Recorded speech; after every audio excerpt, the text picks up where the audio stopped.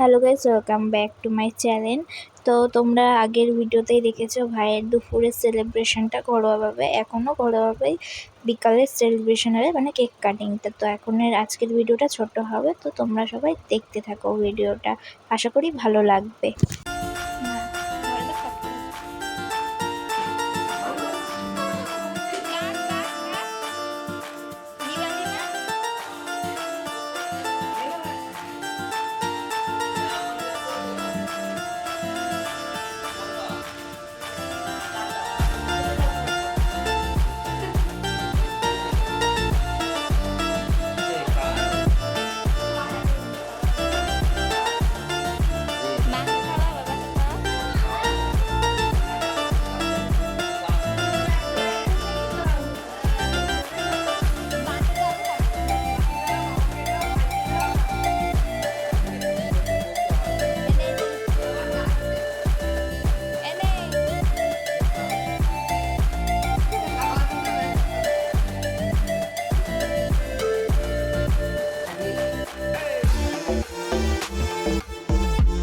মাসি ডিনারে করেছিল হলো লুচি আর মাংস।